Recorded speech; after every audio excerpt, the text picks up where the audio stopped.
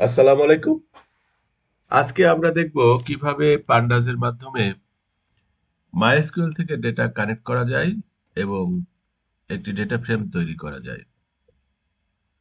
তো সেজন্য আমাদের প্রথমেই মাইএসকিউএল তো সেট আপ করা থাকতেই হবে এবং মাইএসকিউএল এর মধ্যে যে কোনো ডেটাবেসকে কানেক্ট করার জন্য আমাদের পাই মাইএসকিউএল নামে একটা লাইব্রেরিকে ইনস্টল করতে হবে। তো পাই মাইএসকিউএল লাইব্রেরি যদি আপনাদের ইনস্টল করা না থাকে তাহলে এই পিপ ইনস্টল পাই মাইএসকিউএল লিখলেই পাই মাইএসকিউএল লাইব্রেরিটি ইনস্টল হয়ে যাবে। তারপরে আমরা ইনস্টল করা শেষ হলে আমরা পান্ডাস ইম্পোর্ট করব ডেটা ফ্রেমের জন্য এবং এই পাই মাইএসকিউএল এর থেকে কানেক্ট নামে একটি ক্লাসকে এখানে ইম্পোর্ট করব। তাহলে from pi MySQL import connect, চলেন আমরা এটা করি।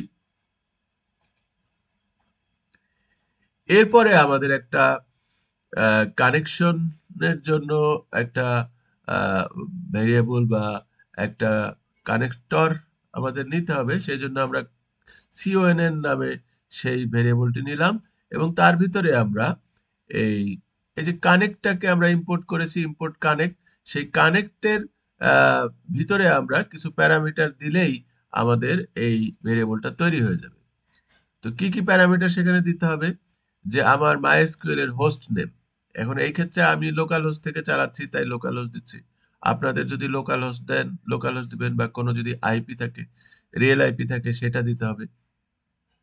আমার ক্ষেত্রে ইউজার হলো রুট, আপনাদের ক্ষেত্রে ইউজার যা হবে সেটা দিবেন। মানে কানেকশনের মাইএসকিউএল এর ডেটাবেজের ইউজারের কথা এখানে বলা হচ্ছে। আমার ক্ষেত্রে পাসওয়ার্ড হলো ABC123, আপনার ক্ষেত্রে যা হবে সেটা দিবেন। এবং আমি চাচ্ছি এই পেট্রোডিবি ডেটাবেসকে কানেক্ট করতে, সেজন্য আমি এই ক্রেডেনশিয়ালগুলি, এই প্রপার্টিসগুলি সেট করলাম এবং এটাকে রান করলাম। এরপর আমরা একটা কার্সর ডিক্লেয়ার করলাম সিইউআর নাম দিয়ে। এই যে কানেকশন ভেরিয়েবলটা নিলাম, সেই কানেকশন ডট কার্সর লিখলে আসলে কার্সরটা ডিক্লেয়ার হবে। এবং আমাদের এক্ষেত্রে আমরা সবগুলি টেবিলকে দেখতে চাচ্ছি, তাই কোয়েরিতে দিলাম শো টেবিলস এবং কার ডট এক্সিকিউটের মধ্যে, কার্সর ডট এক্সিকিউটের মধ্যে আমরা এই কোয়েরিটা দিয়ে দিলাম, সবগুলি টেবিল আমাদের দেখাবে। তো এটা দেওয়ার পরে আমরা কার্সর ডট ফেস অল করলে সবগুলি টেবিলকে ফেস করবে এবং এই টেবিল নামে একটি ভেরিয়েবলের মধ্যে রাখবে। সেই টেবিল থেকে আমরা যদি একটা একটা করে টেবিল দেখতে চাই তাহলে ফর লুপ চালিয়ে আমরা এভাবে দেখতে পারবো। তো চলুন দেখি এটাকে রান করি।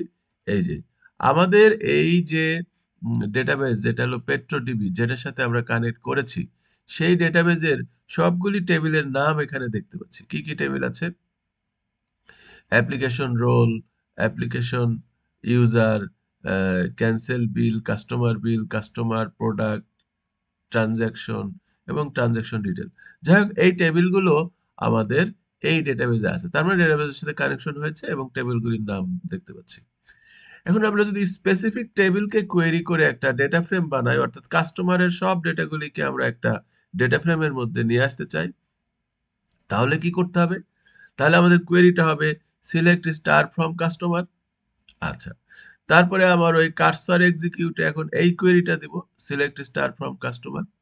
তো কার্সর এক্সিকিউটে আমরা সিলেক্ট স্টার ফ্রম কাস্টমার দিয়ে আমাদের যেহেতু আমরা ডেটা ফ্রেম বানাবো, তাই পিডি ডট রিড এসকিউএল, এখানে পিডি ডট রিড আন্ডারস্কিউএল কোয়েরি এবং ওই কানেকশনটা, এই যে সিওএনএন, এই দুটো যদি আমরা দিয়ে দিই, এই যে কোয়েরি আর হচ্ছে সিওএনএন, তাহলেই কিন্তু এইখান থেকে রিড করবে এবং এই আহ, এর মধ্যে রাখবে, কি বলে, ডেটা ফ্রেমের মধ্যে রাখবে। চলেন দেখি।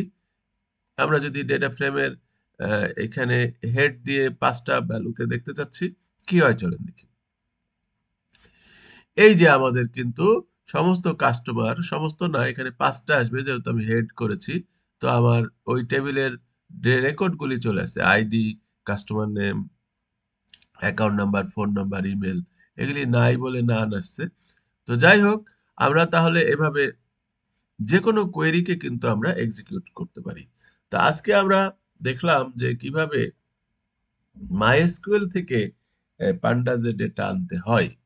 বিশেষ করে এই পাই মাইএসকিউএল ইনস্টল করে তারপরে যে কানেকশনটা কিভাবে দিতে হয় এবং কিভাবে ডেটা ফেচ করতে হয় এই জিনিসগুলি আজকের ভিডিওতে দেখানো হলো। আশা করি ভিডিওটি আপনাদের ভালো লেগেছে। ধন্যবাদ সকলকে।